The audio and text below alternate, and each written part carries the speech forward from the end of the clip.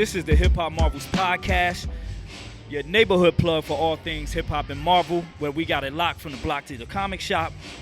And we're here at the Lo-Fi Lounge here at Durham Fruit. Like to make a couple shout outs. Big shout out to Golden Era Catering. Shout out to Felicia. She's over there whipping up them empanadas. The Lo-Fi Lounge is brought to you by 2800 Films, ATC Festivals, and Rasta the Brand. And tonight, we have a slew of producers, killing us sets. One, which I have right here, from Raleigh, right? From Raleigh. Raleigh, he goes by the name of Yenshin. What's going on, bro? How's it going, man? How's it going? Thanks for having me on. Thanks for coming out, too, and supporting all the local producers and artists out here, man. No doubt. So, how'd you get, into, because I noticed on your Instagram page, it's like you said dark lo-fi or, yeah. So, how did you get into, producing, dark lo-fi, and what was the inspiration behind it? So I originally got into it. I actually come from like a hardcore metal background. I've been a vocalist for about 10 years, playing everything from deathcore to black metal to beatdown stuff. And so hip hop's always been a big part of that. And I grew up in the South, in South Florida, so Raider Clan, 275, that whole clique was a major part of coming up and getting into what was going on locally and not just internationally or what's popular on the radio kind of stuff. And always being into punk and hardcore, it kind of just connected. And a lot of the music that I make is very much Memphis, Houston sounding, but a little bit modern.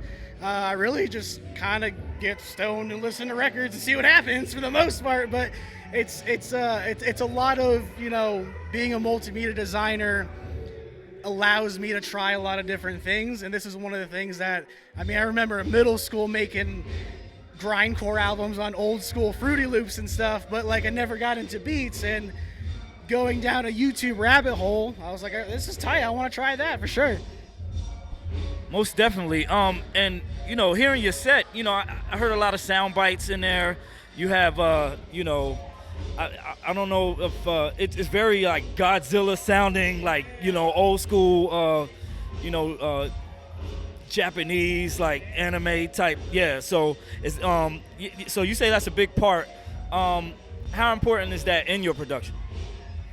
It's the whole thing, honestly. And I know I'll never have major massive hits that need sample clearing, but I also come of the music genre of where everyone sampled a movie quote and never thought twice about it because 10 people are going to listen to it on some shitty cassette that you made and passing it out. So having both, the hip hop world and the metal world to come together and producing helped me out. And I love tokusatsu, Kamen Rider, weird Japanese B movies, but I also love, Toho, Godzilla, kaiju stuff.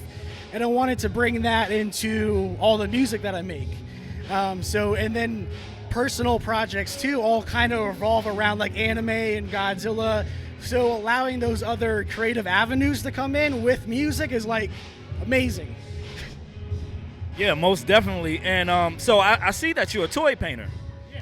And so it's kind of, obvious, the two. You're right, the two. So would you say those are the type of toys that you tend to paint? Godzilla, anything of nostalgic Japanese, shows or. Yeah, so I mainly do a lot of painting of kaiju material, a lot of vintage Bullmark figures I'll repaint, custom designs just from DIY sculptors and casters. There's a huge, I wouldn't say huge, but there's a resurgence of soft vinyl or Safibi in the United States with United States makers, which is amazing because we haven't seen that in years. The last time we saw that is when Super 7 blew up, kind of thing. So having that, and then also I do a lot of toy photography as well, and I did a piece with Czarface for the inside cover of the Zarmageddon, the Super 7 figure. So that was kind of one of those oh shit moments of I can combine toys, hip hop, and photography. Well, yeah, let's go do that shit. Yeah, most definitely. And I definitely see, the influence too with, groups like Starface and would you say, are you into like, because this is what your brand reminds me of, Ill Bill, nonfiction, yeah. Shout out to DJ Eclipse too. So what's next for you, man?